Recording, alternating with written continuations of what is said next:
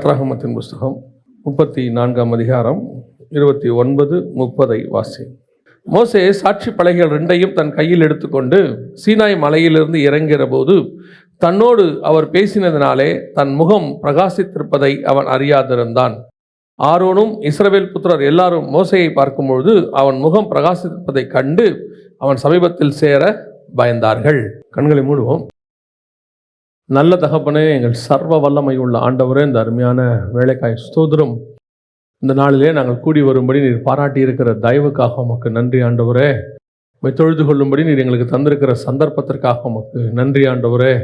ஒரு சந்ததியார் உலகத்திலே ஆண்டவரே பட்டணங்களை கட்டி கூடாரங்களை இட்டு மந்தைகளை போட்டு ஆண்டவரே கிண்ணற நாதஸ்வரங்களை வாசித்து கொண்டிருக்கிற காலகட்டத்தில் ஒரு கூட்டத்தார் உம்மை தொழுது கொண்டார்கள் என்ற வேதத்தில் நாங்கள் வாசிக்கிறோமே. அதே போல் இந்த உலகத்திலிருந்து எங்களை வேறு பிரித்து உம்மை தொழுது கொள்ளும்படி நீர் எங்களுக்கு தந்திருக்கிற தருணத்திற்காக உமக்கு நன்றி. தேவனாகிய கர்த்தர் தந்த இந்த நல்ல அறிகிற அறிவுக்காக உமக்கு ஸ்தோத்திரம். உடைய கிருபையுள்ள கரத்தில் எங்களை தாழ்த்துகிறோம். தேவனாகிய கர்த்தர் எங்களோடு கூட பேசுவீராக, இடைபடுவீராக, வார்த்தைகளை அனுப்புவீராக, விசேஷித்த கிருபைகளை தருவீராக. ஆண்டவரை நாங்கள் திரும்பி போகும் பொழுது வசனத்தை பெற்றுக்கொண்டவர்களாக, நம்முடைய வசனத்திலே நாட்டப்பட்டவர்களாக திரும்பி போக கர்த்தர் கிருபை தருவீராக. மகிமையுள்ள கரத்தில் எங்களை தாழ்த்துகிறோம். எங்கள் ஆண்டவர் இயேசு கிறிஸ்துவின் நாமத்தில் ஒப்பு கொடுத்து ஜெபிக்கிறோம் எங்கள் ஜீவனுள்ள நல்ல பிதாவே. அல்லேலூயா. யாத்ராகமத்தின் புஸ்தகம் 34 அதிகாரம் 29-30. மோசே சாட்சி பலகைகள் 2 தன் கையில் எடுத்துக்கொண்டு சீனாய் மலையிலிருந்து இறங்கிற போது தன்னோடு அவர் பேசினதினாலே தன் முகம் பிரகாசித்திருப்பதை அவன் அறியாதிருந்தான். ஆரோனும் இஸ்ரவேல் புத்திரர் எல்லாரும் மோசையை பார்க்கும்பொழுது அவன் முகம் பிரகாசித்திருப்பதை கண்டு அவன் சமீபத்தில் சேர பயந்தார்கள். இந்த சம்பவம் நம்ம எல்லாருக்குமே தெரிந்திருக்கிறதான ஒரு சம்பவம். அதாவது மோசே மலையின் மேல் இறங்கின போது அவன் முகம் பிரகாசிப்பது அப்படின்றது நமக்கு தெரியும். ஆனால் இந்த பிரகாசத்திற்கு பின்பாக இருக்கக்கூடியதான சில காரியங்களை தான் நாம் பார்க்க போகிறோம். மோசையின் முகம் பிரகாசிப்பதற்கு என்ன காரணம்? வசனம் சொல்லுது, தன்னோடு அவர் பேசினதினாலே அவன் முகம் பிரகாசித்திருப்பதை அவன் அறியாதிருந்தான். கர்த்தரோடு கூட பேசும்போது முகம் என்ன செய்யுமா? பிரகாசிக்குமா? இந்த வசனத்தின்படி கர்த்தரோடு கூட பேசும்போது முகம் என்ன செய்யுமா? பிரகாசிக்கும் என்று வசனம் சொல்லுகிறது. அப்படியானால் இந்த பிரகாசம் கர்த்தரிடத்திலிருந்து அவர் பேசும்போது, அவர் கூட இருக்கும்போது வரக்கூடியதான இந்த பிரசன்ஸ் நம்முடைய முகத்தில் பிரதிபலிக்க வேண்டும் என்று நாம் பார்க்கிறோம். இது ஒரு ஆவிக்குரிய ஸ்டாண்டர்ட்.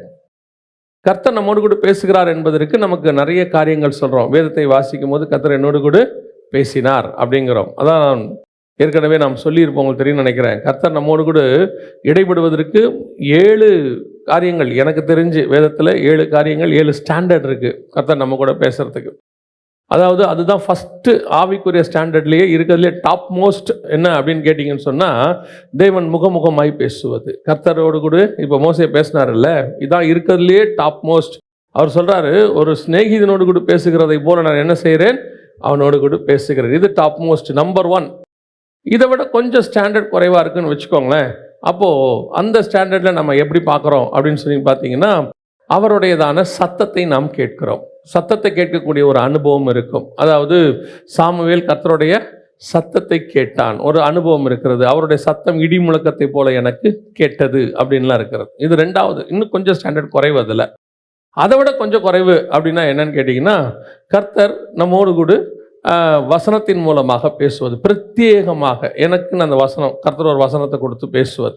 இது 3வது ஸ்டாண்டர்ட். கர்த்தர் நம்மோடு கூட பேசுகிறது ஆவிக்குரிய ஸ்டாண்டர்ட். கர்த்தர் என் கூட பேசினாருங்கிறதற்கு எனக்கு இருக்கக்கூடியது. அதுலேயே 4வது ஸ்டாண்டர்ட் ஒன்று இருக்குது. என்னென்னா, கர்த்தர் தீர்க்கதரிசிகளை கொண்டு பேசுதல்.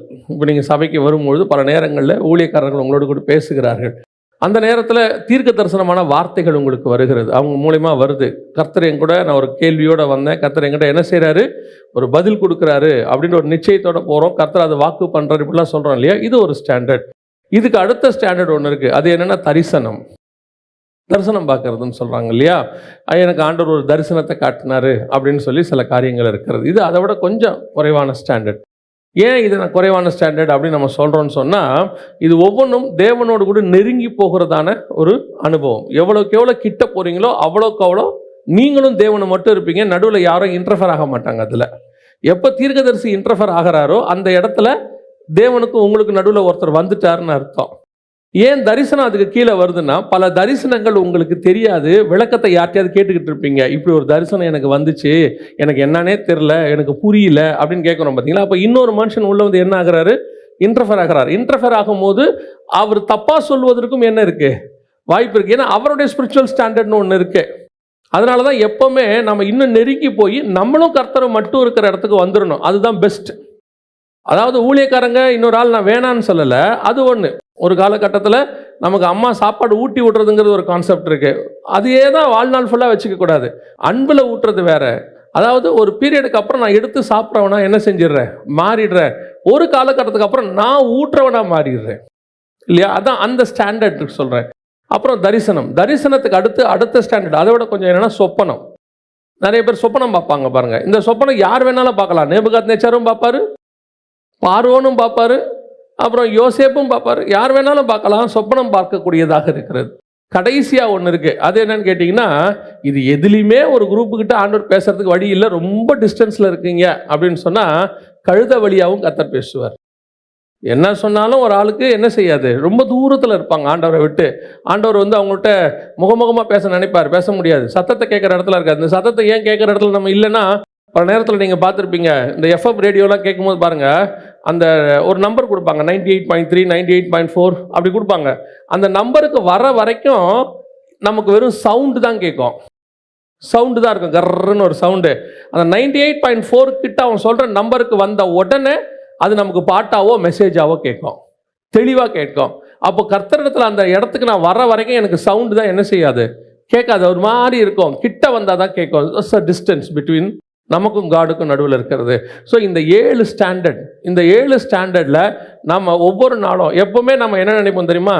இந்த கழுத வழியாக பேசுகிறது தான் ப்ரிஃபரபுளாக நினைப்போம் இல்லைங்களே? நாங்கள் அப்படி நினைக்கலையே. நம்ம பல நேரங்களில் அடையாளங்கள் சொல்கிறோம், பார்த்துருக்கீங்களா? அடையாளத்தை கேட்போம், அதை செய்வோம். நான் இது வரத்துக்குள்ளே, மழை பெய்யறதுக்குள்ளே, அந்த இடத்துக்கு போகிறதுக்குள்ளே, இன்றைக்கி ஏதாவது ஒன்று எனக்கு இப்படி, இந்த அடையாளத்தை நாம் கேட்கறது தவறல்ல. கிதியோன் கேட்டிருக்கிறாங்க, எல்லாரும் அடையாளம் கேட்டிருக்காங்க, அது ஓல்ட் டெஸ்ட்மெண்ட்டில். ஆனால் அதெல்லாம் தாண்டி நம்ம தேவன் என்கிட்ட சொன்னார், கர்த்தர் என் கூட பேசினார், இது எப்படி இருக்குது யோசித்து பாருங்கள். ஏன்னா பல நேரங்களில் கர்த்தர் எனக்கு அடையாளம் கொடுத்தாரு, ஆனால் நடக்கலைன்னு நம்ம சொல்கிறோம். ஏன்னா அந்த அடையாளம் கர்த்தர் கொடுத்தா இல்லையா நமக்கு தெரியாது. சில நேரத்தில் சொப்பனம் பாருங்கள், கர்த்தர் கொடுத்து தான் வரணும்னு இல்லை, தொல்லையின் திரட்சியினாலும் சொப்பனம் வரும். அதனால் இதை எல்லா ஸ்டாண்டர்டை விட பெஸ்ட்டு என்னென்னா, நீங்கள் தேவனோடு கூட முகமுகமாக கிட்ட போகணும், வாஞ்சிக்கணும். அப்போ அந்த கிட்ட போகும்போது நடக்கக்கூடிய ஸ்பிரிச்சுவல் அனுபவத்தில் ஒன்று என்ன அப்படின்னு கேட்டிங்கன்னா, நீங்கள் அவரோட பேசும்போது அவர் உங்களோட கூட பேசினார்ன்றதுக்கு ஒரு அக்னாலஜ்மெண்ட் அப்படின்னு சொல்லலாம். என்னன்னு கேட்டிங்கன்னா, அவர் முகத்தில் இருக்கிற பிரகாசம் என் முகத்தில் வீசும், பிரதிபலிக்கும் அப்படின்னு சொல்லி வசனம் சொல்லுது. இந்த இடம் அப்போ கர்த்தர் என் கூட பேசினாருங்கிறத நான் சொல்றதை விட இப்போ மோசே வந்து சொல்லலை, வசனம் சொல்லுது, அவன் முகம் பிரகாசித்திருப்பதை அவன் அறியாதிருந்தான். ஆனால் ஆரோனும் இஸ்ரவேல் புத்திரர் எல்லோரும் மோசையை பார்க்கும்போது அவன் முகம் பிரகாசித்திருப்பதை கண்டு சமீபத்தில் சேர பயந்தார்கள். இவங்களுக்கு தெரியுது கர்த்தர் அவங்க கூட பேசுறாரு, இவங்களுக்கு தெரியுது அவன் முகம் பிரகாசிக்குது. நம்முடைய ஸ்பிரிச்சுவல் ஸ்டாண்டர்டை நம்ம தான் எப்பவுமே ஃபோக்கஸ் பண்ணி நம்ம வெளிப்படுத்தணும். அது ஒரு காலகட்டத்தில் இருக்கும், ஆவிக்குரிய வாழ்க்கையில் இருக்கும், ஊழியத்தில் கூட இருக்கும். நீங்கள் அப்படியே கொஞ்சம் கர்த்தர் உங்கள்கிட்ட அந்நிய பாஷை பேசி சில காரியங்கள் ஸ்பிரிச்சுவலி ஆரம்பிக்கும் போது, சில வசனங்களை வாசிக்கும் போது, வெளிப்பாடுகள் கிடைக்கும் போது, சில காரியங்கள் கர்த்தர் உங்கள்கிட்ட பேசும்போது, நீங்கள் அதை யார்கிட்டயாவது ஷேர் பண்ணி கர்த்தர் என்கிட்ட இப்படிலாம் சொல்கிறாருன்னு உங்களுக்கு சொல்கிறதுக்கு என்ன செய்யும்? ஒரு ஆசை இருக்கும், வாஞ்சை இருக்கும். உண்மை, அது வந்து நார்மல். நம்ம ஸ்பிரிச்சுவல் லைஃப்பில் வளரும் போது அப்படித்தான். எனக்கு இப்படி ஒரு வெளிப்பாடு கிடைச்சிச்சு, நம்ம ஷேர் பண்ணுறோம். ஒரு செய்தியை ஆண்டவர் கொடுக்கும்போது அந்த செய்தியை ஜனங்க கேட்டுட்டு வந்து நல்லா இருக்குதுன்னு சொல்லணுன்ற ஒரு தாட் வந்து ஒரு பிரசங்கியாருக்கு இருக்கும், அது உண்மை. ஆனால் இது எல்லாத்த விட நல்ல ஸ்டாண்டர்ட் என்னென்னா, நான் பிரசங்கம் பண்ணதில் எனக்கு ஒன்றுமே தெரியாது, ஆனால் அவர்களுக்கு தெரிந்திருக்கும். அவங்க சொல்லுவாங்க, இந்த நீங்கள் பேசும்போது இப்படி இருந்துச்சு. அவங்க சொல்லுவாங்க, கர்த்தர் உங்கள் மூலமா எனக்கு ஒரு தீர்க்க தரிசனம் உரைச்சாரு. அவங்க சொல்லுவாங்க, கர்த்தர் உங்கள் கூட இருக்கிறத எங்களால் பார்க்க முடியுது. இந்த ஸ்டாண்டர்டுக்கு தான் நம் ஆவிக்குரிய வாழ்க்கை வர வேண்டும். அப்போ மோசே கர்த்தரோடு கூட பேசின போது அவன் முகம் பிரகாசித்தது அப்படின்னா என்ன அர்த்தம்? அந்த பிரகாசத்திற்கு காரணம் என்ன? அதான் ரொம்ப முக்கியம். இப்போ மோசேயும் கர்த்தரும் 2 இடத்துல, அதாவது ஒன்று பழைய ஏற்பாட்டில் பேசுகிறாங்க, இன்னொன்று புதிய ஏற்பாட்டில் பேசுகிறாங்க. வாசிங்க, மத்தேயு எழுதின சுவிசேஷம் 17ஆம் அதிகாரம் 2-3 வசனங்களை வாசிங்க. அவர்களுக்கு முன்பாக மறுரூபமானார். அவர் முகம் சூரியனைப் போல பிரகாசித்தது, அவர் வஸ்திரம் வெளிச்சத்தைப் போல வெண்மையாயிற்று.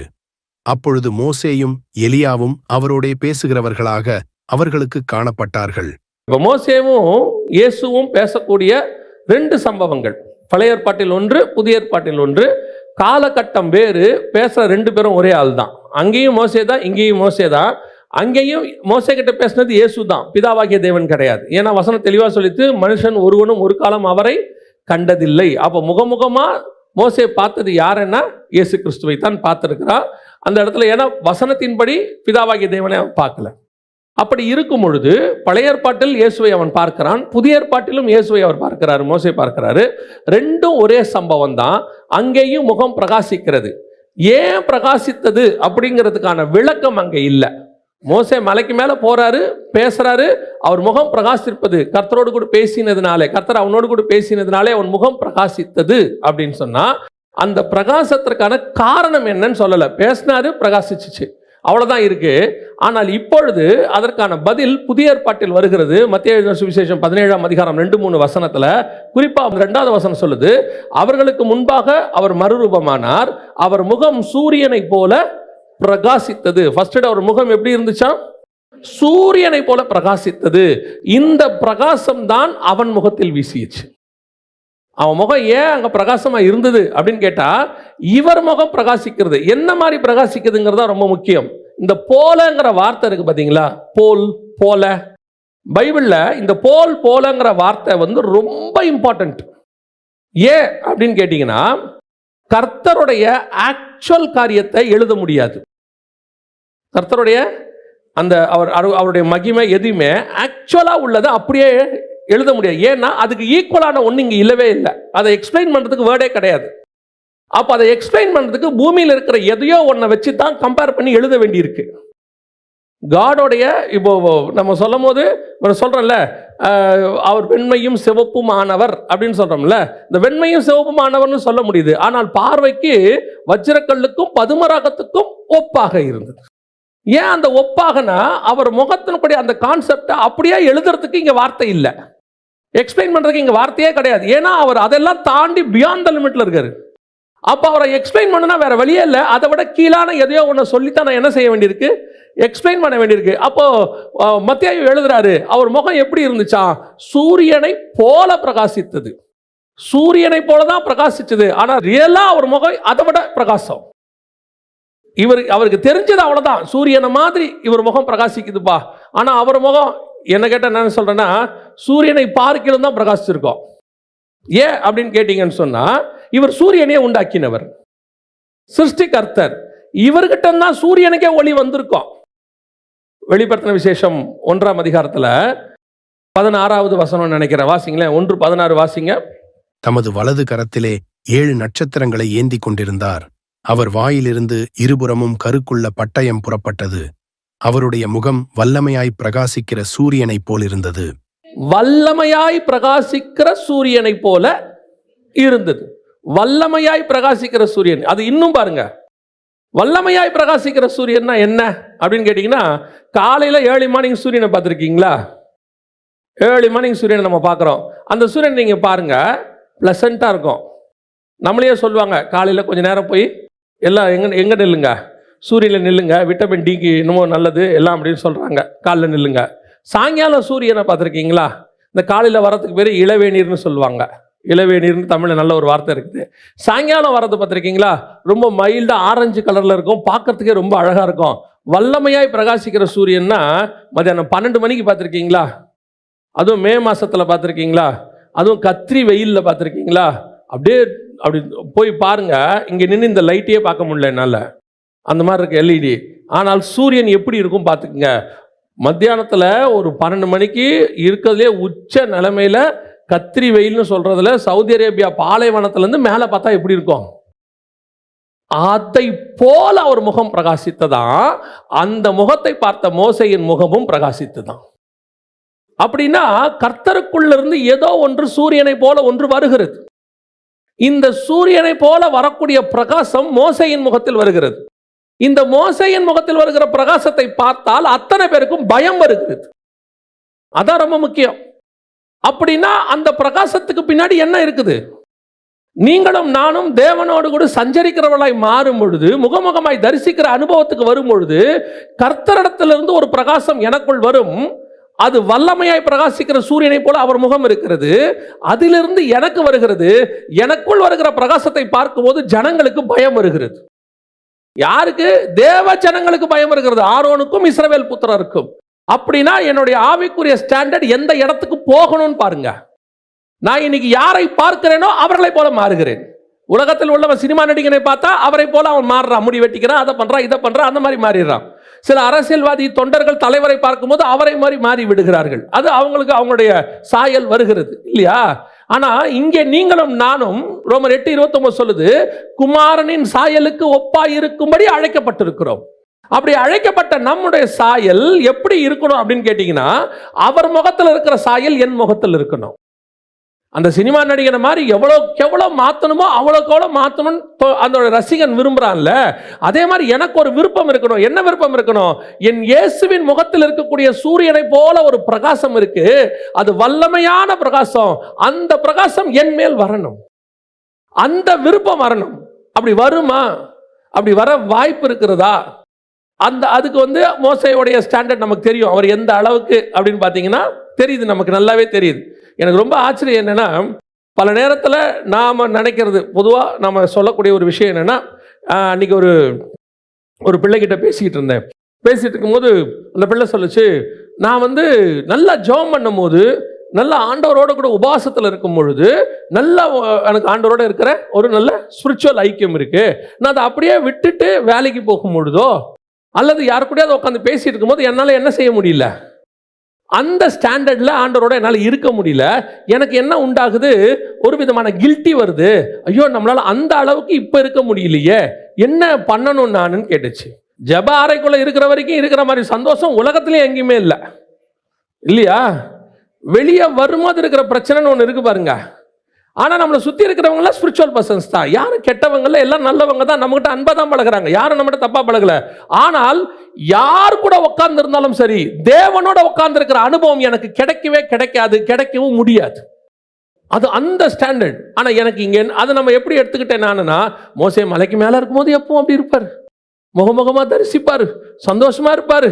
நீங்களும் சொல்லுவீங்க தானே, நல்லா காலையில் சூப்பராக தான் இருக்குது, நல்லா ஜெபம் பண்ணுறோம், பைபிள் வாசிக்கிறோம், அப்புறம் இந்த வேலைக்கு போகணும் பிறகு அப்படியே ஆவியே மாறிடுது. ரெண்டு பர்சனாலிட்டி வெளிப்படுது.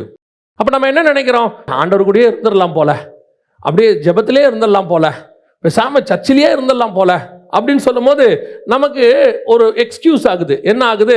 ஓ, தேவனோட இருக்கும்போது தான் அப்படி, சும்மா ஆஃபீஸ்லாம் போகும்போது இப்படி தான் இருக்கும், உலகத்தாரோட சேரும்போது அப்படி தான் இருக்குன்னு இருக்கு. ஆனால் இந்த வசனத்தை வாசிக்கும் போது எனக்கு ஒரு பெரிய ஆச்சரியம். நான் அப்படி தான் நினச்சிருந்தேன், மோசே மலைக்கு மேலே இருக்கும்போது சூப்பராக இருப்பார் அப்படின்ட்டு. வாசிங்க யாத்ரா 34, 32, 33. பின்பு இஸ்ரவேல் புத்திரர் எல்லாரும் அவனிடத்தில் சேர்ந்தார்கள். அப்பொழுது அவன் சீனாய் மலையில் கர்த்தர் தன்னோடே பேசினவைகளை எல்லாம் அவர்களுக்கு கற்பித்தான். மோசே அவர்களோடே பேசி முடியுமளவும் தன் முகத்தின் மேல் முக்காடு போட்டிருந்தான். அப்போ மலையின் மேல இருந்த பிரகாசம் கீழையும் இருக்கு, மலையின் மேல இருந்த பிரகாசம் கீழையும் இருக்கு. அப்ப அந்த பிரசன்ஸ், அவனுக்கு அங்க இருக்கிற பிரசன்ஸ் கீழையும் இருக்கு, ஜனங்களோட பேசும்போதும் இருக்கு, இஸ்ரவேல் ஜனங்களோட பேசும்போதும் இருக்கு, ஆரோன் கூட பேசும்போது இருக்கு. நான் கர்த்தரோட பேசும்போது எப்படி ஒரு ஆவிக்குரிய ஸ்டாண்டர்டை மெயின்டைன் பண்ணணும், இவங்களோட பேசும்போதும் அந்த ஆவிக்குரிய ஸ்டாண்டர்டை என்னால் மெயின்டைன் பண்ண முடியுது. அதான் மோசே சொல்றாரு. இது முடியுமா உங்களால்? என்னாலையும் பல நேரத்தில் நம்ம என்ன சொல்றோம், நான் தேவ சமூகத்தில் இருக்கும்போது இருக்கிற அனுபவமே வேறு, உண்மை. ஆனால் வெளியே வந்த பிறகு என் அனுபவம் வேறு அப்படிங்கிறோம். ஆனால் மோசே என்ன மெயின்டைன் பண்றாரு? நான் தேவனோடு கூட எப்படி இருந்தேனோ அப்படியே எல்லா இடத்திலும் இருக்க முயற்சி செய்கிறார். அவர் சக்சஸும் பண்றார். அந்த பிரசன்ஸ் குறையில. மலையில பார்த்த முகத்தினுடைய பிரகாசம் கீழே வந்த போது குறையில, அதே பிரகாசம் கீழேயும் இருக்கு. சொல்றான், முக்காடு போட்டுக்கப்பா. ஏதோ இறங்கும் போது மட்டும் இல்ல, ஒவ்வொரு முறையும் அவன் அடுத்த வசனம் வாசிங்க. மோசே கர்த்தருடைய சந்நிதியில் அவருடைய பேசும்படிக்கு உட்பிரவேசித்தது முதல் வெளியே புறப்படும் மட்டும் முக்காடு போடாதிருந்தான். அவன் வெளியே வந்து தனக்கு கற்பிக்கப்பட்டதை இஸ்ரவேல் புத்திரரோடே சொல்லும்போது இஸ்ரவேல் புத்திரர் அவன் முகம் பிரகாசித்திருப்பதை கண்டார்கள். மோசே அவரோடே பேசும்படிக்கு உள்ளே பிரவேசிக்கும் வரைக்கும் முக்காட்டை திரும்ப தன் முகத்தின் மேல் போட்டுக் கொள்ளுவான். அவன் பாருங்க, நார்மல் ஆயிடுச்சு அவன் லைஃப். அப்படியே பிரகாசம் இருந்துகிட்டே இருக்கு. ஆசாரிப்பு கூடத்துக்குள்ள போனாலும் இருக்கு, வெளியே வந்தாலும் இருக்கு, பேசினாலும் இருக்கு, அவங்களுக்காக முக்காடு போட்டுக்கிறான். திருப்பி ஆசாரி கூடாரத்துக்கு போலாம், பிரகாசம் இருக்கு, முக்காடு எடுத்துடுறான். அப்ப என்ன அர்த்தம்? ஒரு ஸ்பிரிச்சுவல் ஸ்டாண்டர்டுக்குள்ள நான் போறேன், அதை நான் ஜனங்களோடு இருக்கும் போது மெயின்டைன் பண்றேன். நான் என்ன சொல்றேன், பல நேரத்துல இவங்க தான் என்னுடைய வீழ்ச்சிக்கு காரணம், இவங்க தான் நான் இப்படி பண்ணதுக்கு காரணம், நான் கோவப்படுறதுக்கு இவங்க தான் காரணம். நம்ம அது உண்மை, நம்மளை கோவப்படுத்துறவங்க இருக்கிறாங்க, ட்ரிகர் பண்றவங்க இருக்கிறாங்க, எல்லாமே உண்மைதான். ஆனால் ஸ்டாண்டர்ட் இருக்குல்ல, ஸ்பிரிச்சுவல் ஸ்டாண்டர்ட், அது என்ன சொல்லுது? அவன் அப்படிப்பட்டவன், நீ யார் தெரியுமா? மோசே, நீ தேவனோடு கூட முகமுகமாய் தரிசிக்கிறவன், அவன் லெவலுக்கு நீ இறங்காதங்கிறாரு. அவன் இடத்துக்கு நீ வரும்போது உன் இடத்துக்கு தான் அவன் வரணுமே ஒழிய உன் முகம் பிரகாசிப்பதை அவன் தான் பார்க்கணும். நீ அந்த ஸ்டாண்டர்டை எல்லா இடத்துலையும் மெயின்டைன் பண்ணுங்கிறார் ஆண்டவர். உன் ஸ்பிரிச்சுவல் ஸ்டாண்டர்ட். சில பரிசுத்தவான்களை குறித்து படிச்சிருக்கிறேன், எனக்கு ஆச்சரியமா இருக்கும். அவங்க எப்படி தேவனுக்கு முன்பாக பேசுறாங்களோ அப்படியே மனுஷனுக்கு முன்பாக பேசுவாங்க. இப்போ நான் என்ன சொல்றேன், இப்போ கீழே பேசுற மனுஷனை மாதிரி ஆண்டவர்கிட்ட போய் பேசாதீங்க, ஆண்டவர்கிட்ட பேசுற மாதிரி இங்க பேசுங்க. அங்க என்ன ஸ்டாண்டர்ட்ல ஆண்டவர்கிட்ட வேர்டு யூஸ் பண்ணுவீங்க, உங்க வாயிலிருந்து கர்த்தருக்கு முன்பாக வார்த்தை என்ன வரும், அந்த வார்த்தை தான் மனுஷனுக்கு முன்னாடியும் வரணும். அந்த ஸ்டாண்டர்டுக்கு போயிடணும். ஆனா கர்த்தர்கிட்ட போய் உட்கார்ந்துருக்கும் போது வார்த்தை வேற மாதிரி இருக்குல்ல, அதே ஸ்டாண்டர்ட் எல்லாருக்கிட்டையும் வரட்டும். அதான் மோசே மலையின் மேல் பார்த்த அந்த பிரகாசமானது கீழே ஆரோனுக்கிட்டையும் இருக்கு, இஸ்ரவேல் புத்திரர்கிட்டையும் இருக்கு. இதனுடைய விளைவு என்ன? அவன் எங்க போனாலும் முக்காடு போட வேண்டியதா இருக்கு. இவங்களால அந்த ஸ்டாண்டர்டுக்கு வரவே முடியல. அந்த மாதிரி தான் நீங்களும் நானும் மாறணும். அப்படி ஒரு ஆவிக்குரிய அனுபவத்துக்கு வந்து பாருங்க, அந்த இடத்துக்கு ட்ரை பண்ணுங்க. பிரகாச ஒரு என்ன சொல்றது, ஒரு வாஞ்ச ஆண்டவரே, அந்த அந்த ஒரு ஒரு பிரகாசம் என் முகத்துல வீசணும்ப்பா. நான் பார்க்கறதா இருக்கட்டுல, இது என்கிட்ட வீசுறத ஜனங்களாவது பார்க்கணும், சாட்சி சொல்லணும். என்ன உன் முகத்துல ஒரு தனி முகம், நம்ம ஊர்ல அது எப்படி சொல்லுவான், என்ன உன் முகம் இன்னைக்கு தனியா கலையா இருக்குதேம்பா. நம்மளை பார்க்கும்போது ஒரு டிஃபரன்ஸ், அந்த ஆவிக்குரிய ஸ்பிரிச்சுவல் டிஃபரன்ஸ் அது வரணும். அதைத்தான் மோசே கிட்ட கர்த்தர் மோசே வழியா நமக்கு சொல்றாரு. இங்க பார்க்கிற இந்த பிரகாசத்துக்கு என்ன காரணமா? கிறிஸ்துவின் முகத்தில் உள்ளதான அந்த சூரிய பிரகாசம், சூரியனை போல் உள்ளது இங்க வருது. அப்ப இந்த பிரகாசத்தை நான் பெற்றுக்கொள்ள வேண்டும். வரணும்னு சொல்றீங்களே, வர்றதுக்கு முடியுமா? புதிய ஏற்பாட்டில் அப்படி யாராவது இருக்கிறாங்களா? மோசே மட்டும்தானா அப்படின்னு கேட்டீங்கன்னு சொன்னா, ரொம்ப அழகா பவுல் அதை விளக்கி எழுதி இருக்கிறார். வாசிங்க, 2 கொரிந்தியர் 4ஆம் அதிகாரம் 6வது வசனம் வாசிங்க. இருளிலிருந்து வெளிச்சத்தை பிரகாசிக்க சொன்ன தேவன், நல்லா கவனிங்க, இயேசு கிறிஸ்துவின் முகத்தில் உள்ள தமது மகிமையின் அறிவாகிய தோன்ற பண்ணும் பொருட்டாக எங்கள் இருதயங்களில் பிரகாசித்தார். புரியுதா? அந்த வசனம் என்ன சொல்லுது? இயேசு கிறிஸ்துவின் முகத்தில் உள்ள தமது மகிமையின் அறிவாகிய ஒளி. இயேசு கிறிஸ்துவின் முகத்தில் ஒரு பிரகாசம் வந்துச்சுன்னு பார்த்தோம்ல, சூரியனை போல பிரகாசித்ததுன்னு பார்க்கணும்ல. அது என்னவா? பிதாவாகிய தேவன் மகிமையின் அறிவு, அது சொல்றாரு, மகிமையின் அறிவாகிய ஒளியை, அந்த பிரகாசத்துக்கு பேரு மகிமையின் அறிவா. மகிமையின் அறிவாகிய ஒளி பிதாவாகிய தேவன் என்ன பண்றாரா? இயேசு கிறிஸ்துவின் முகத்துல வீச பண்றாரா. அந்த பிரகாசம் எங்கள் இருதயத்தில் தோன்றும் பண்ணும் பொருட்டாக எங்கள் இருதயங்களிலும் பிரகாசித்தார். இது புரியுதா? பிதாவாகிய தேவன் என்ன பண்றாரா? மகிமையின் அறிவாகிய ஒளிய இயேசுவின் முகத்துல வீச பண்றாரா. அந்த வீச பண்ற ஒளிய எங்க இருதயத்திலும் வீச பண்ணி எங்களையும் பிரகாசிக்க பண்ணுகிறார். அதைத்தான் அவர் முகத்தில் உள்ள ஒளி மோசேயின் மேல் பிரகாசித்தது. அதை ஆரோன் பார்த்தார், இஸ்ரவேல் ஜனங்கள் பார்த்தார்கள். அப்ப இதுல எங்க ஒரு மிக முக்கியமான விஷயம், நானும் அந்த பிரகாசத்துக்குள்ள வரணும், நானும் அதே போல தேவனுடைய முகத்துல உள்ள பிரகாசம் எனக்கு தெரியணும்னா அதுக்கு வாய்ப்பு இருக்குது. அந்த பிரகாசம் நம்ம மேலேயும் வீசறதுக்கு நல்ல சான்ஸ் இருக்குது. ஆனா அதுக்கு என்ன செய்யணுமா? அவருடைய மகிமையின் அறிவாகிய ஒளி நம் இருதயத்துல வரணும். மகிமையின் அறிவாகிய ஒளினா என்ன? அதான் இந்த கேள்வியை தான் நான் அவரை கேட்டேன். இந்த மகிமையின் அறிவாகிய ஒளி என் முகத்துல வந்துச்சுன்னா, இயேசுவின் முகத்துல வீசுற அதே பிரகாசம் என் முகத்திலும் வீசும். அதை பிதாவாகிய தேவன் எனக்கு கொடுத்துட்டாராம், எங்க இருதயத்துல கொடுத்துட்டாரு. அது வெளியே வசனம் சொல்றதுல, இருதயத்தின் நிறைவினால் வாய் பேசுன்னு இருக்குல்ல. அப்ப எது வெளிப்படும்? உள்ள என்ன இருக்கோ அது வெளியே வெளிப்படும். அப்ப மகிமையின் அறிவாகிய ஒளி எனக்குள்ள வந்துடுச்சுன்னா என் முகமும் பிரகாசிக்கும்னு அர்த்தம். இயேசுவை எப்படி பிரகாசிச்சாரோ, அவர் முகத்துல உள்ளது எப்படி மோசேக்கு பிரகாசிச்சதோ, அதே மாதிரி என் முகத்திலையும் பிரகாசிக்கும். அப்ப மகிமையின் அறிவாகிய ஒளினா என்னன்னா, அதுக்கு தான் அந்த முதல் பார்ட்டை படிக்கணும். இருளிலிருந்து வெளிச்சத்தை பிரகாசிக்க சொன்ன தேவன். அப்ப இருளிலிருந்து வெளிச்சத்தை பிரகாசிக்க சொன்ன தேவனா என்ன? ஏற்கனவே இருட்டா இருந்துச்சு, இப்போ ஆண்டவர் என்ன பண்ணியிருக்கிறாரு? வெளிச்சத்தை பிரகாசிக்க பொண்ணும் சொல்லியிருக்கிறாரு அப்படின்னு நம்ம நினைக்கிறோமா? அப்படின்னா என்ன அர்த்தம்னா, நல்லா கவனிங்க. இருள் அப்படிங்கிறது வெளிச்சம்னு ஒன்று வந்த பிறகுதான் இருள்னு ஒன்று தெரியும். வெளிச்சம்னு ஒன்று வந்தாதான் இது இருள்னு தெரியும். வெளிச்சம்னு ஒன்னே இல்லைன்னு வச்சுக்கோங்க. வெளிச்சம் உண்டாக கடவுதுன்னு கர்த்தர் சொன்னார், சரியா? வெளிச்சம் உண்டாகவே இல்லை. அதுக்கு முன்னாடி இருந்ததுக்கு பேர் என்ன? அவ்வளோதான். அதான் நார்மல். அது நார்மலாக இருந்துச்சு, அவ்வளோதான். இந்த வெளிச்சம் ஒன்று வந்தோன்னா இது வெளிச்சம், அப்பனா இதுக்கு பேர் இருள். இந்த இருள்ல இருந்து வெளிச்சத்தை கொண்டாந்துருக்கிறாரு. வெளிச்சம் உண்டாக்க கடவுது, இதான் உண்டாக்கப்பட்டது. இது நார்மலா இருந்துச்சு. இந்த வெளிச்சத்தை வந்த உடனே எல்லா ஜனங்களும் வெளிச்சத்தை கண்டார்கள். இப்ப இயேசு இஸ்ரவேலுக்குள்ள வந்த உடனே இருளில் இருக்கிற ஜனங்கள் பெரிய வெளிச்சத்தை கண்டார்கள். அது வரைக்கும் ஜனங்களுக்கு வெளிச்சம்னா என்னன்னே தெரியாது. ஆனா நார்மலா வாழ்ந்துட்டு இருக்காங்க. இப்ப நார்மலா வாழ்ந்துட்டு இருக்கிறவங்க இருள் அப்படிங்கிறதுக்குள்ள இருக்கிறாங்கன்றதே அவங்களுக்கு தெரியல. இதுதான் நார்மல். அதான் பவுல் எழுதுவார், அழகா ஒரு வார்த்தை சொல்வாரு, நியாயப்பிரமாணம் என்று ஒன்று வராதிருந்தால் எனக்கு பாவம் என்னதுன்னே தெரியாது இருந்திருக்கும். ஏன்? நான் வெறும் பாவத்திலே இருக்கேன். அது பாவனே எனக்கு தெரியாது. எப்ப எனக்கு அது பாவம் தெரியுது? நியாயப்பிரமாணம் ஒன்று கொடுத்து, எப்பா இதெல்லாம் பாவம் சொன்ன பிறகுதான், ஓ இது பைபிள் படி பாவமா, எனக்கு தெரியாதே. அந்த காலத்துல என்ன பண்றான்? கொலை பண்றான். கொலை பண்ணா என்ன தப்பு இருக்குதுன்னு காயின் கேட்கிறான். நான் காவலாளியோ அப்படிங்கிறான். அவன் எது பண்ணாலும் அவன் மனசாட்சியில என்ன செய்யல, இது தப்புனே அவனுக்கு தெரியல. அப்ப அவனுக்கு தப்புன்னு தெரியப்படணும்னா அவனுக்கு என்ன தெரியணும்? முதல்ல எது தப்புன்னு தெரியணும். முதல்ல அவனுக்கு தப்பு எதுன்னு தெரிய பண்ணுங்கன்ற. தப்பு எதுன்னு தெரியப்படணும்னா நல்லது எது கெட்டது எதுன்னு சொல்லி கொடுக்கணும். இவங்க எல்லாம் கெட்டதுல இருக்காங்க. நல்லது வரும் பொழுது, ஓ இதுதான் நல்லதோ. அப்ப இதுவரைக்கும் நம்ம எதுல இருந்திருக்கிறோம்?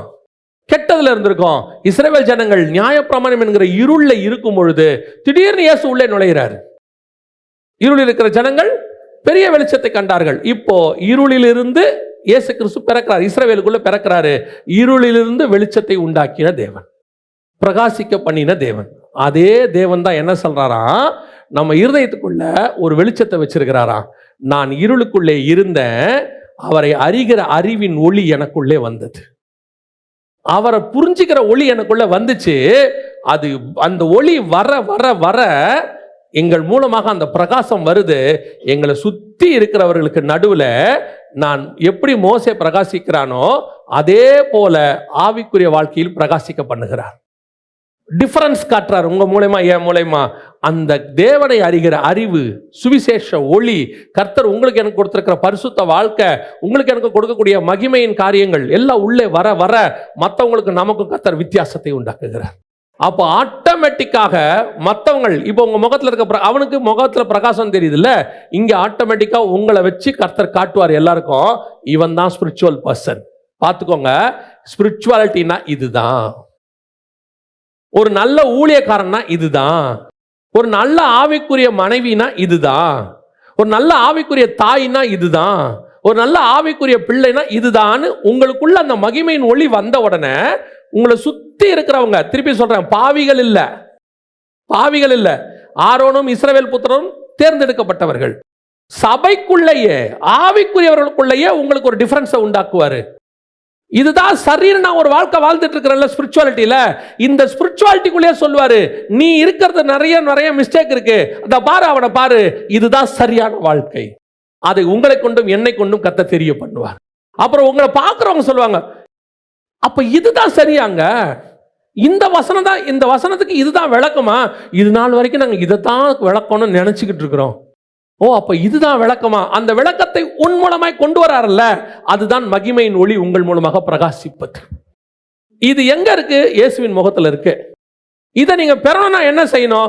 எவ்வளவுக்கு எவ்வளவு தேவனோடு கூட நீங்கள் நெருங்குகிறீர்களோ, எவ்வளவுக்கு எவ்வளவு வேதத்தை வாசிக்கிறீர்களோ, எவ்வளவுக்கு எவ்வளவு கர்த்தரோடு கூட சஞ்சரிக்க தொடங்குறீர்களோ, அவ்வளவுக்கு அவ்வளவு கர்த்தருடைய ஒளி உங்களுக்குள்ள வந்துகிட்டே இருக்கும்.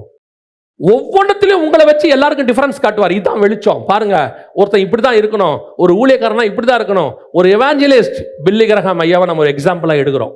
ஒரு எக்ஸாம்பிள்னு ஒன்று வருது இல்ல, அந்த எக்ஸாம்பிளாக உங்களை மாற்றுவார். சுத்தி இருக்கிறவங்களுக்கு நடுவில் எக்ஸாம்பிளா உங்களை மாற்றி வெளிச்சமா மாற்றிடுவார். அப்போ உங்களை பார்க்குறவங்களாம் சொல்லுவாங்க, எப்படி இது இது இது இது வரைக்கும் நாங்கள் இப்படி கேட்கலையே, இது வரைக்கும் நாங்கள் இப்படி பார்க்கலையே, இந்த மாதிரி ஒரு லைஃப் ஸ்டைலை நாங்கள் பார்க்கலையே, எப்படி அப்படின்னா, இதாண்டா கரெக்ட், இது வரைக்கும் இருந்தது தப்பு. 2000 வருஷமா நியாயப்பிரமாணம் இருந்துச்சு, சரி சரி சரின்னு வாழ்ந்துட்டே இருக்கான். திடீர்னு இயேசு உள்ள நுழைகிறார். உள்ளே நுழைஞ்சு சொல்றாரு, நியாயப்பிரமாணம் நீங்க சொல்றதே இருள், உண்மையான பிரமாணம் இதுதான் காட்டுறார் வெளிச்சம். அது பிதாவின் முகத்திலிருந்து இயேசு கிறிஸ்துவின் வழியாக வெளியே வருது. அதே மாதிரி தான் பிதாவின் முகத்திலிருந்து இயேசு கிறிஸ்துவின் முகத்திலிருந்து நம்ம இருதயத்தின் வழியாக அது வெளியே வரும். அப்போ ஒரு கூட்டம் புரிஞ்சுக்க தொடங்கும், இதுதான் கரெக்டோ, இப்படித்தான் வேதத்தை வாசிக்கணுமோ, இப்படித்தான் ஆவிக்குரிய வாழ்க்கை வாழணுமோ, இதுதான் பிரேயர் பண்ற மெத்தடோ. அந்த காரியத்தை உங்க மூலம் பாருங்க, ஒரு அத்தாரிட்டி இருக்கு. யாருக்கு? இயேசு கிட்ட ஒரு அத்தாரிட்டி இருக்கு. வானத்துல இருந்து அக்கினி இறக்கி பட்சிக்கிற அத்தாரிட்டி யார்கிட்ட இருக்கு? இயேசு கிட்ட இருக்கு. இப்ப எலியா வானத்துல அக்கினி இறக்கி அந்த இடத்துல காரியங்கள் செய்யறாரு. இப்போ இயேசு கிட்ட கேட்குறாங்க, வானத்துல இருந்து நீங்களும் அக்கினி என்ன செஞ்சிருங்க, இறக்கிடுங்க. இப்போ இயேசு கேட்குறாரு, நீங்கள் என்ன ஆவி உடையவர் என்று அறியீர்களா? ஏன் அப்போ எலியா இறக்குனானே, எலிசா அந்த பிள்ளைகளெல்லாம் கரடி கொண்டு போட்டுச்சே, இந்த இடத்துல அப்படி பண்ணி கொண்டு போட்டாங்களே, அப்படி கொண்டு போட்டாங்க. ஏப்பா, கொண்டு போறதுங்கிறது பிரமாணம், கொண்டு போறதுங்கிறது சரியல்ல, அது பிரமாணத்தின்படி சரி. ஆனா உண்மை என்ன தெரியுமா? மன்னித்தல், அவனையும் மன்னித்து மீட்கிறதுன்னு ஒண்ணு இருக்குல்ல, அதை காட்டுறதுக்கு தான் நான் வந்திருக்கிறேன். அதுதான் பிதாவினுடைய சித்தம். அக்கினி இறக்கி கொண்டு போறதுங்கிறது வேற வழி இல்லாத பிரமாணத்துக்குள்ள கொண்டு வரப்பட்டது. ஆனா நிஜம் அது அல்ல.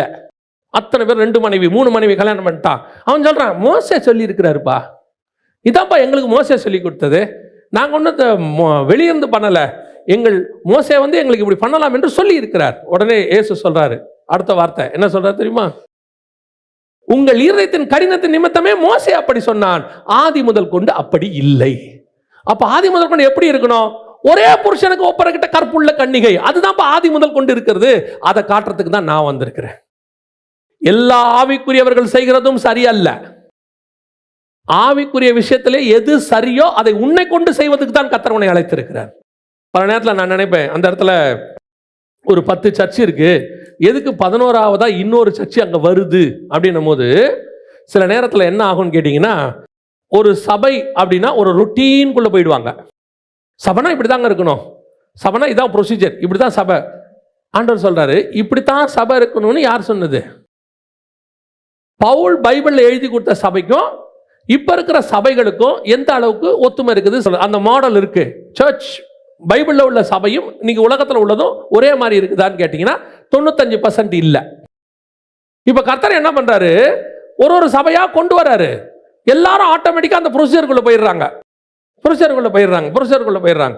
இப்ப கர்த்தர் பார்க்கறாரு, ஒருத்தனை எழுப்புறாரு, ஒரு சர்ச்சை கொண்டாடுறாரு. இந்த எந்த ப்ரொசீஜருக்குள்ளேயும் அது வராது, பைபிள் ப்ரொசீஜர்ல இருக்கும். அந்த சர்ச் பைபிள் ப்ரொசீஜர்ல இருக்கும். அப்படியே அது பைபிள் ப்ரொசீஜர்ல வரும்போது அத்தனை பேரும் கேட்பான், ஏப்பா நீ மட்டும் ஏன் இப்படி பண்ற? இப்படி தாண்டா பைபிள் இருக்கு. அப்ப அத்தனை பேரும் கேட்பாங்க, ஓ இதுதான் பைபிள்ல உள்ளதா? அந்த ஒளியை இந்த இருளுக்கு நடுவிலிருந்து கொண்டு வருவதற்கு தான் கர்த்தர் உன்னை அழைத்திருக்கிறார். நீங்கள் நானும் என்ன பண்ணிடுறோம் தெரியுமா? எல்லாரும் தானே பண்றாங்க, நம்ம மட்டும் என்ன டிஃபரெண்டா, நம்ம மட்டும் ஏன் வித்தியாசமா, ஊரோட ஒத்து அப்படியே போயிடலாமே. எல்லா தீர்க்கதரிசிகளும் இயேசுவோட பந்தியில போய் உட்காந்தாச்சு, கொஞ்சம் பேர் ஓடி ஒளிஞ்சாச்சு, குகைக்குள்ள போயாச்சு, எல்லாரும் ஓகேச்சு. இப்போ எலியா மட்டும் ஆண்டவர் சொல்றாரு, நீ எழும்பு, அக்கினி இறக்குற பிரகாசத்தை.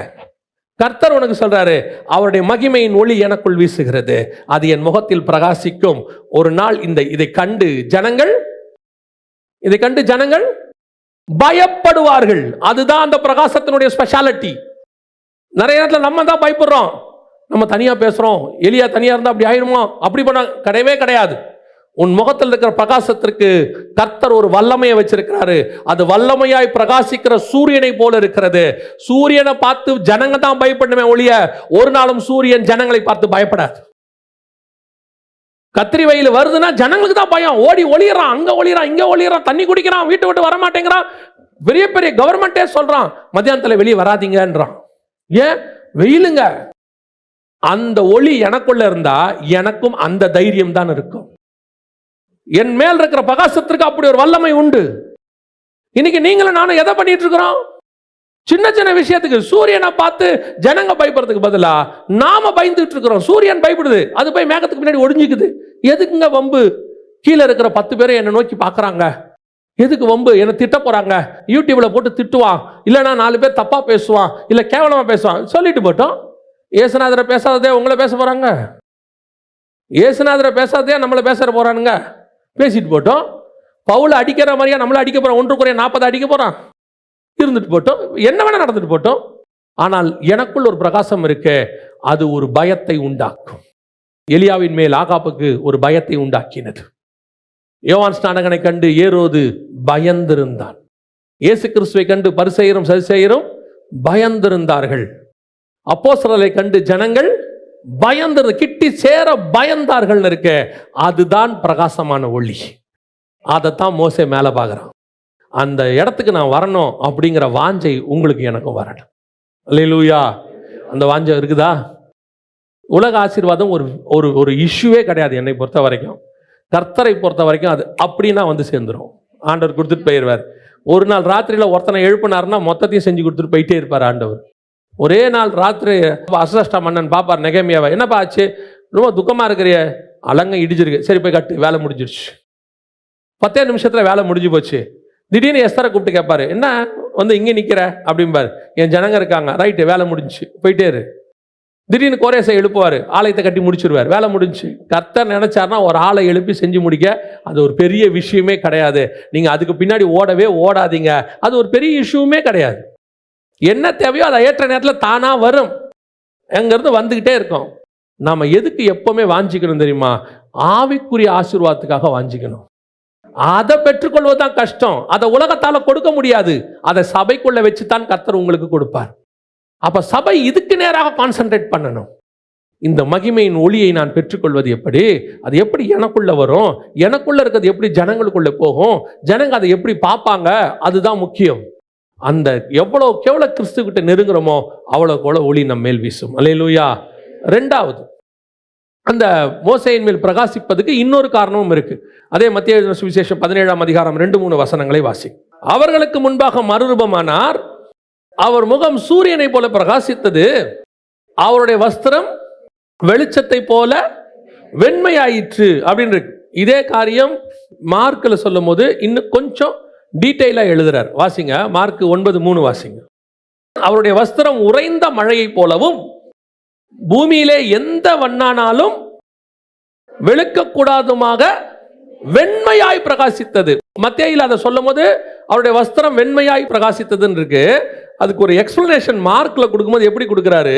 அவருடைய வஸ்திரம் உறைந்த, இதே காரியம்தான், சேம் இன்சிடென்ட் தான் அங்கேயும். உறைந்த மழையை போல் பூமியிலே எந்த வண்ணானாலும் வெளுக்கக்கூடாத வெண்மை. அப்படி ஒரு பிரகாசம். அப்படின்னா என்ன அர்த்தம்? இது இந்த பிரகாசம், அவருடைய வஸ்திரத்தினுடைய பிரகாசம் மோசேயின் மேல் வீசுகிறது. அதான் உண்மை. முதல்ல முகத்துல உள்ளது வீசுச்சு, 2வது இது வீசுச்சு. இப்போ சூரியனை போல பிரகாசிச்சதுன்னா இது வந்து வானத்திலிருந்து வரக்கூடியது. வஸ்திரம்ங்கிறது பூமியில இருக்கக்கூடியது. நல்லா புரியுதா? வஸ்திரங்கிறது பூமியில இருக்கக்கூடியது. இந்த வஸ்திரத்தை ஒருவேளை எந்த மனுஷனாவது நல்லா தோச்சி நல்லா பல பல பல பலன்னு கொடுத்துட்டு அது வந்து மோசே மேல அடிச்சுச்சானா இல்லையாமா. அப்படி யாருமே வெளுக்க முடியாத அளவுக்கு பிரகாசம் ஏன் சொல்றாருன்னா அதுக்கு பின்னாடி ஒரு ஸ்பிரிச்சுவல் அர்த்தம் இருக்கு. முதல்ல வஸ்திரம்னா என்ன அதை புரிஞ்சுக்கோங்க. வாசிங்க, வெளிப்படுத்தின விசேஷம் 19ஆம் அதிகாரம் 8வது வசனம் வாசி. சுத்தமும் பிரகாசமான மெல்லிய வஸ்திரம் தரித்து கொள்ளும்படி அவளுக்கு கொடுக்கப்பட்டது. அந்த மெல்லிய வஸ்திரம் பரிசுத்தவான்களுடைய நீதிகளே. அப்ப இயேசுவின் வஸ்திரம் பிரகாசித்ததுன்னா என்ன அர்த்தம்? அவருடைய வஸ்திரம் என்பது நீதி. அவருடைய நீதி மோசேயின் மேல் பிரகாசிக்கிறது. அந்த நீதி மோசே மூலமாய் ஜனங்களுக்குள் பிரகாசிக்கிறது. அதை ஏன் ஒரு வண்ணானாலும் வெளுக்க முடியாத அப்படின்னு கேட்டீங்கன்னா, அந்த நீதியை பூமியில் இருக்கிற எல்லா நீதியை பார்க்கிலும் மேலான நீதி அது. யாருமே இந்த நீதி கிட்ட வர முடியாது. அப்போ உங்களுக்கு எனக்கு சொல்லப்படுகிற நீதி எப்படிப்பட்டதா இருக்கணும்? யாருக்கிட்டையும் இந்த உலகத்தில் இருக்கிற நீதியை பார்க்கல நம் நீதி மேலானதாக நீதியாக இருக்கணும். அது ஆண்டவர் அழகா ஒரு வார்த்தை சொல்றாரு. மத்தேயு எழுதின சுவிசேஷம் 5ஆம் அதிகாரம் 20வது வசனம் வாசி. வேத பாரகர் பரிசேயர் என்பவருடைய நீதியை பார்க்கிலும் உங்களுடைய நீதி அதிகமாக இருக்கணுமா. வசனம் தெளிவா சொல்லுது. பரிசேயர் சதுசேயர் என்பவருடைய நீதியை பார்க்கிலும். பரிசேயர் சதுசேயர்னா யாரு? கரெக்டா பிரமாணத்தை ஃபாலோ பண்றவன். பரிசேயர் சதுசேயர் யாரு? மதத்துக்காக பெர்ஃபெக்ட்டா நிற்கக்கூடியவன். அவங்கிட்ட ஒரு நீதி இருக்கு. கரெக்டா உபவாசம், வருஷந்தோறும் 21 நாள் ஜெபம், ஞாயிற்றுக்கிழமையில ஃபாஸ்டிங், ஆராதனை முடிச்சுதான் நான் சாப்பிடுவேன். அது ஒரு நீதி இருக்கு. புது ட்ரெஸ் வாங்கினா சர்ச்சுக்கு தான் போடுவேன், வேற எங்கேயும் போட மாட்டேன். அவங்களுக்குள்ள ஒரு நீதியை சொல்றேன். அது அவங்களுடைய நீதி, அவங்க வச்சிருக்கிறாங்க. எதையும் நம்ம குறை சொல்ல வரல. அவங்களுக்குள்ள சில காரியங்கள் இருக்கு. சிலர்லாம் பாருங்க, சம்பளம் வந்த உடனே ஃபர்ஸ்ட் தசமா காணிக்கை எடுத்து வைக்கிறவங்க ஒரு குரூப் இருக்கு. அதை அவங்க வேற எந்த செலவு பண்றதுக்கு முன்னாடி என்ன பண்ணிடுவாங்கன்னா, நான் வந்த சம்பளத்தை முதல்ல எடுத்து கவர்ல போட்டு வச்சிருவேன். அது ஒரு நீதி. அவங்கள பொறுத்த வரைக்கும் அது ஒரு நீதி. அவங்கள நியமிச்சுக்கிறாங்க, கர்த்தருக்கு நான் ப்ரிஃபரன்ஸ் கொடுக்குறேன். அதே மாதிரி ஒரு சிலர்லாம் பார்த்தீங்கன்னா, ஏதாவது விளைச்சல் ஊர்ல இருந்து வந்துச்சுன்னா முதல்ல எடுத்து சர்ச்சில் கொண்டு போய் வாசல்ல வச்சுட்டு வந்துருவாங்க. அவங்களுடைய நீதி அது. அதே மாதிரி ஒரு சிலர் உலக பிரகாரமாக, நான் சொல்றேன், குடிக்காதவங்க இருக்காங்க. புறஜாதியாரிலே குடிக்காதவங்க எத்தனையோ பேர் இருக்காங்க. சிகரெட் பிடிக்காதவங்க இருக்காங்க. ஒரே மனைவியோட இருக்கிறவங்க, கடன் வாங்காதவங்க இருக்காங்க. உங்களுக்கு தெரியுமா, சில மார்க்கத்தார் வட்டிக்கு கூட விட மாட்டாங்க, வட்டி கூட வாங்க மாட்டாங்க. அவங்க சொல்லுவாங்க, இல்லைங்க வட்டிக்கு விடுறது கடவுளுக்கு பிடிக்காதுன்றவாங்க. நான் சொல்றது புறஜாதியார். அவர்கள் நீதியை பார்க்கிலும் என்னுடைய நீதி மேலானதாக இருக்கணும். இங்க நீதி என்ன ஆகுது தெரியுமா? நம்ம கிட்ட கிருபைங்கிற பேச்சை வச்சுக்கிட்டு பாவத்தை நீதி மாதிரி செய்யறாங்க. செய்யறது பாவம். பரிசேயர் சதிசேயரை விட நீதியை பார்த்தா இங்க ஒண்ணும் இல்ல. பரிசேயர் சதிசேயர் நீதியை பார்க்கிலும் நம்முடைய நீதி மேலானதாக இருக்கணும். எந்த அளவுக்கு இருக்கணும் தெரியுமா? கிறிஸ்துவின் நீதிக்கு ஒப்பாக இருக்கணும். இயேசு சொல்றாரு, இப்பொழுது இடம் கொடு, இது எல்லா நீதிக்கும் ஏற்றதாக இருக்கிறது. நம்ம போய் அந்த பிரகாசத்தை காட்டுறாரு. இந்த நீதி அவன் முகத்தில் அடிக்குது. பவுல் சொல்றாருல, கிறிஸ்துவின் அச்சு அடையாளங்களை என்னுடைய சரீரத்தில் கொண்டிருக்கிறேன்னு. அது வெறும் அடி உத மட்டும் நினச்சிக்காதீங்க, காயத்தை மட்டும் நினச்சிக்காதீங்க. அவனால் ஒரு காரியத்தை தைரியமா சொல்ல முடியுது. என்ன தெரியுமா? நான் கிறிஸ்துவை பின்பற்றுகிறது போல நீங்கள் என்னை பின்பற்றுங்க. அதோட அர்த்தம் என்ன தெரியுமா? கிறிஸ்துவினுடைய வஸ்திரம் எப்படி இருக்கோ அப்படி என் வஸ்திரம் இருக்க. தைரியமா என் வஸ்திரத்தை பார்த்து இதே மாதிரி மாத்திக்கோங்கன்னு அர்த்தம் அதுக்கு. புரியுதா உங்களுக்கு? அவன் என்ன சொல்றானா, அவருடைய மாதிரியே நானும் நீதிமானா இருக்கேன். தைரியமா என்ன பாரு, என்னை பார்த்தினா நீ நீதிமான் ஆகலாம். ஏன்? நான் கிறிஸ்துவை போல இருக்கிறேன். இதுதான் அவருடைய வஸ்திரத்தில் உள்ள நீதி அவன் முகத்தில் பிரகாசிக்கிறது. அதை பார்க்கும் போது அத்தனை பேருக்கும் பயம் வருது. இவன் நீதிமான்றான், இவனை மாதிரி இருக்க முடியாது. நான் உங்களுக்கு சொல்றேன், நீங்கள் உள்ளுக்குள்ளே கர்த்தருக்கு உண்மை உள்ளவர்களாய் இருப்பீர்களானால் நீங்கள் யாரை கண்டு மிரட்ட வேண்டிய அவசியமே கிடையாது. உங்கள் மேல ஒரு பயம் தானாய் வரும்.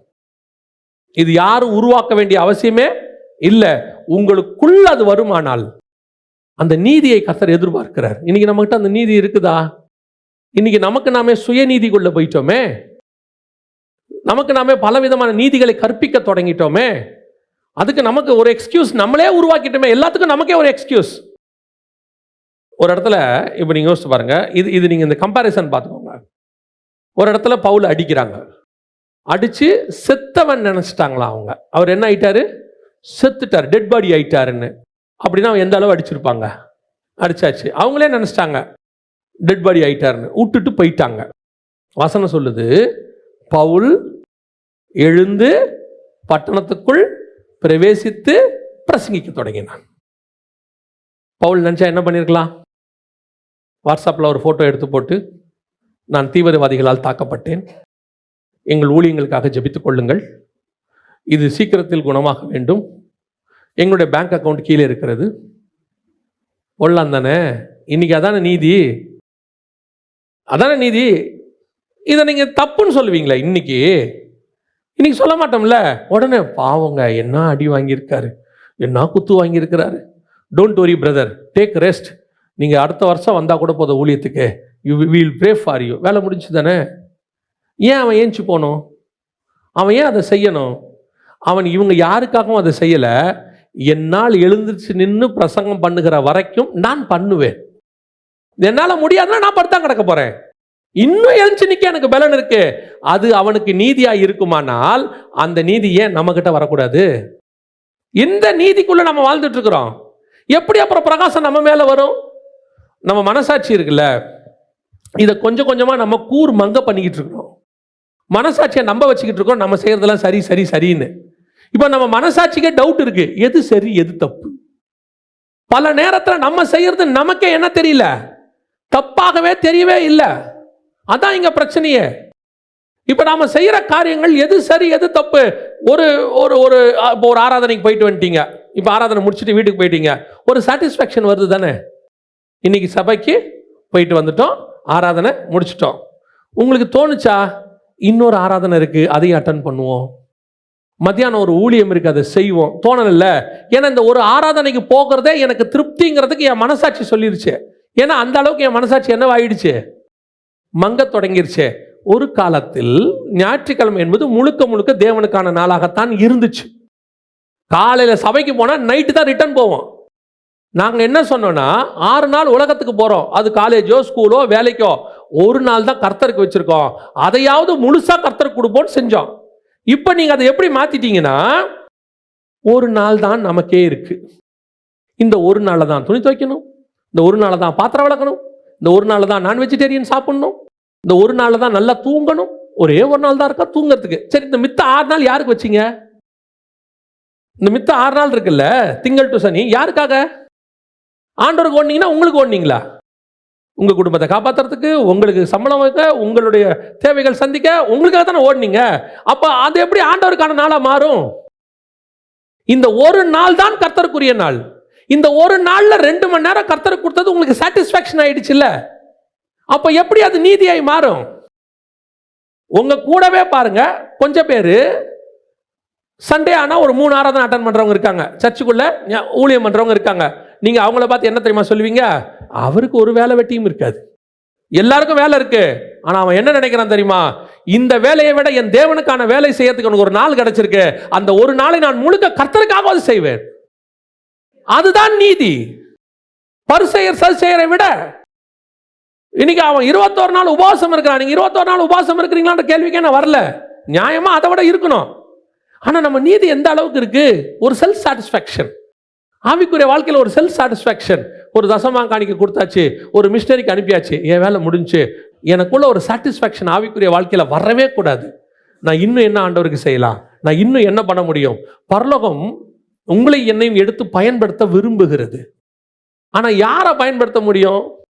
சும்மா ஞாயிற்றுக்கிழமை 2 நாள் ஒரு 2 மணி நேரம் வந்துட்டு போறவங்களை பயன்படுத்த முடியுமா? முடியாது. இப்போ நீங்க ஆஃபீஸில் இருக்கீங்க, யாரை அந்த நான் சொல்ற பிரைவேட் கம்பெனியில் நீங்கள் நல்லா கவனிச்சு பாருங்க, யாரை ஆஃபீஸ் உயர்த்தும்னு பாருங்க. அவன் சின்சியராக ஒர்க் பண்ணுறவன கண்டிப்பாக என்ன செஞ்சுட்டே இருப்பாங்க, பார்த்துக்கிட்டே இருப்பாங்க. ஒரு நாள் வரும், நான் கவர்மெண்ட்டில் கேள்விப்பட்டிருக்கிறேன், இந்த மிக முக்கியமான போஸ்ட்டில் என்ன பண்ணுவாங்களாம், ஆஃபீஸர்ஸை கவனிச்சிக்கிட்டே இருப்பாங்களாம், போலீஸ் ஆஃபீஸர்ஸை. இந்த லஞ்சம் வாங்காத ஆஃபீஸர்ஸ்னு ஒரு லிஸ்ட் இருக்குமா அவங்ககிட்ட கவர்மெண்ட்டில். சில முக்கியமான பொறுப்புகளை அவங்க கையில் தான் ஒப்படைப்பாங்களாம். நார்மலாக இருக்கிறது வேற, சில ரகசியமான சில காரியங்கள் செய்யணும் அப்படின்னு அந்த தப்பு பண்ணாத ஆஃபீஸர்னு கொஞ்சம் பேர் கவனிச்சுக்கிட்டே இருப்பாங்களாம். அவங்க தூக்கி அவங்க கையில் கொடுத்துருவாங்களாம். இவர் நார்மலாக தான் வேலை பார்த்துட்டே இருப்பார், ஆனால் இவருடைய உண்மையை அவர்கள் பார்த்துக்கிட்டே இருக்காங்க. அதே மாதிரி தான் பரலோகம் சபைக்குள்ளே உங்கள் உண்மையை பார்த்து கொண்டே இருக்கிறது. எவ்வளோ உண்மையாக ஆண்டவருக்கு இருக்கிறாரு. சில ஆட்கள் பாருங்க, வந்தபோது அவனால் முடிஞ்ச ஊழியத்தை இங்கே செஞ்சுட்டே இருப்பான். யாரும் அவனை சொல்ல மாட்டாங்க, கேட்க மாட்டாங்க. அவங்களே கேட்பாங்க, ஏதாவது மினிஸ்ட்ரி இருக்கு, ஏதாவது செய்யட்டுமா, ஏதாவது பண்ணட்டுமா, கேட்டுகிட்டே இருப்பாங்க. சில ஆட்கள் பாருங்க, வர்றது ஒரு சீட் ரெடி பண்ணி வச்சிருப்பாங்க அவங்களுக்குன்னு, அந்த இடத்துல தான் உட்காருவாங்க. வேற இடத்துல உட்காந்தாங்கன்னா செய்தி கேட்ட மாதிரியே இருக்காது. கிறிஸ்துவுக்கு உங்களால் என்ன பிரயோஜனம்? தசமாங்காணி கொடுக்குறேன், அது கிறிஸ்து கொடுத்ததுல நீங்க திருப்பி கொடுக்குறீங்க.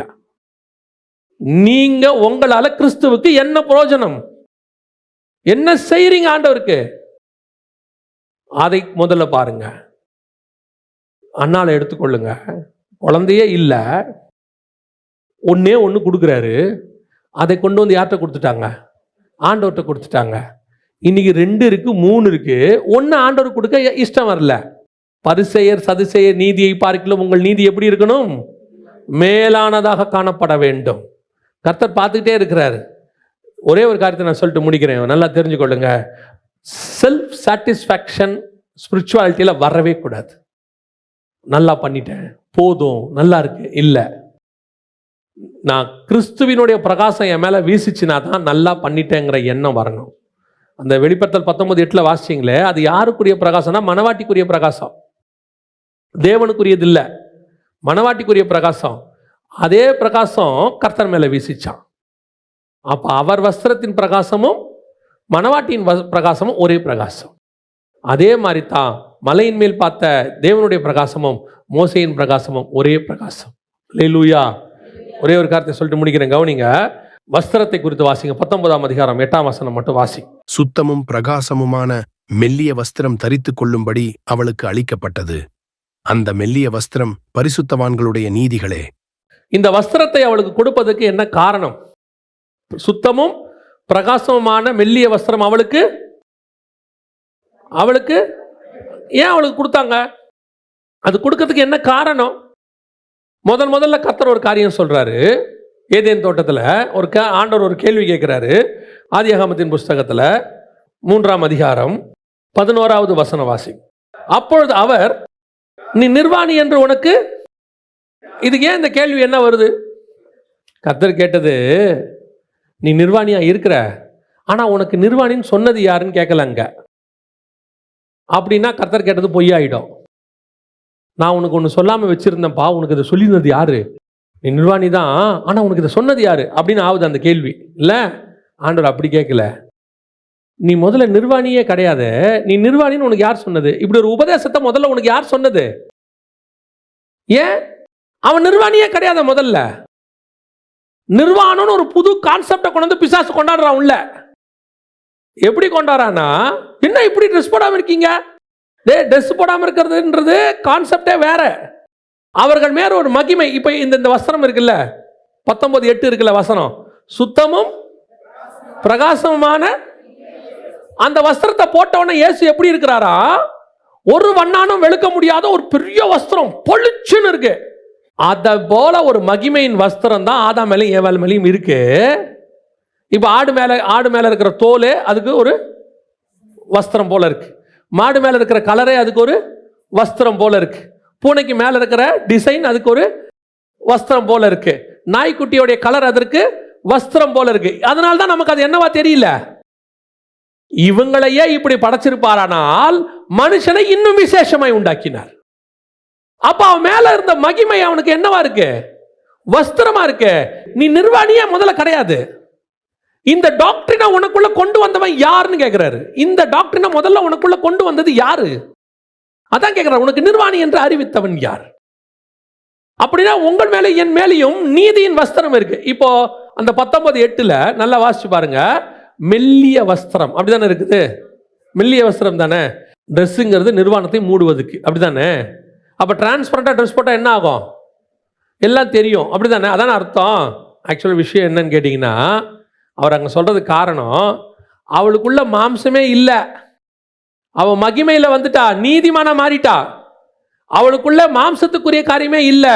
இப்போ அவள் மேல இருக்கிற வஸ்திரம் மகிமையின் வஸ்திரம், அது மெல்லிய வஸ்திரம். உள்ள பார்த்தாலும் ஒன்றும் தெரியாது, எந்த பாவமும் கிடையாது. உள்ளுக்குள்ளே பரிசுத்தத்தினுடைய உச்சத்தில் அவ இருக்கிறார். அதுதான் அந்த வஸ்திரம். கர்த்தர் அப்படி ஒரு நீதியை தான் உங்க மேலே என் மேலேயும் போட்டிருக்கிறார். இந்த நீதி இருக்குதா? இந்த நீதி பிரகாசிக்குதா? இது நமக்குள்ள காணப்படுதா? நம்ம இன்னும் எப்படி இருக்கிறோம்னு கேட்டிங்கன்னா, எனக்குள்ள இருக்கக்கூடிய பாவங்களை குறித்து எனக்கே இன்னும் நல்லா தெரியறதுனால நானே இன்னும் என்னை மூடிக்கொண்டு தான் இருக்கிறேன். நான் சரீரத்தை குறித்து சொல்லவில்லை, ஆவியை குறித்து சொல்லுகிறேன். இன்னும் நான் நீதியின் வஸ்திரத்தை, மெல்லிய வஸ்திரத்துக்குள்ளே வரல. கிறிஸ்துவின் வஸ்திரம் பிரகாசிக்கிற மாதிரி என் வஸ்திரம் நீதி என்ன செய்யல. நானே இன்னும் என் நீதியை பற்றி எனக்கே சந்தேகம் இருக்கு. இன்னும் இதெல்லாம் செய்ய வேண்டியிருக்கு, இன்னும் இப்படி பண்ணணும், அதை பண்ணணும், இதை பண்ணணுன்ட்டு நான் இன்னும் வஸ்திரத்தை. இப்போ ஆண்டவர் என்ன பண்ணுறாரு? நிர்வாணின்னு சொன்ன உடனே ஒரு தோல் உடையில் ஆடையை செஞ்சு என்ன பண்ணிட்டாரு? இப்போ தோல் உடைய போட்டால் ஏதோ ஒரு ஆடோ மாடோ ஏதோ ஒன்று தானே அடிச்சிருக்கணும், அந்த தோல் தானே போட்டிருக்கணும். அப்போ அந்த தோலுடைய கலர் தானே இப்போ இவன் மேலே இருக்கும். கரெக்ட் தானே? அன்றைக்கி ரிஃபைனரிலாம் கிடையாது. எல்லாத்தையும் எடுத்து போட்டு திருப்பி காட்டனா மாற்றுறதுக்குலாம் ஒன்றும் கிடையாது. நல்ல தோலை க்ளீன் பண்ணி அழகாக என்ன செஞ்சுருப்பாரு? மேலே போட்டிருப்பாரு. அப்போ அந்த கலர் தானே மேலே இருக்கும். ஆட்டோடைய கலரோ மாட்டோடைய கலரோ. இப்போ இவன் பார்க்கறதுக்கு எப்படி இருக்க போகிறான்? அந்த ஆட்டோடைய கலர் மாட்டோடைய கலரை மேலே போட்டிருக்கணும். இப்போ நம்ம அப்படி தானே இருக்கோம். எல்லாரும் ஆளுக்கு ஒரு கலரை மேலே போட்டுக்கிட்டு இருக்கிறோம். என்ன தோலுக்கு பதிலாக லினன் போட்டிருக்கிறோம், காட்டன் போட்டிருக்கிறோம், பாலிஸ்டர் போட்டிருக்கிறோம், அவ்வளோதான் இருக்கும். ஆனால் ஒவ்வொருத்தரும் ஒவ்வொரு கலரை தூக்கி மேலே போட்டுக்கிட்டு இருக்கோம். வேதம் சொல்லுது நம்ம அத்தனை பேருக்கும் ஒரே கலர் இருக்கு, அதான் நீதி என்கிற கலர். இது உள்ளுக்குள்ள வந்துடுச்சுன்னா ஆட்டோமேட்டிக்காக உங்களுக்குள்ள இருந்து ஒரு பிரகாசம் வர தொடங்கிறோம்.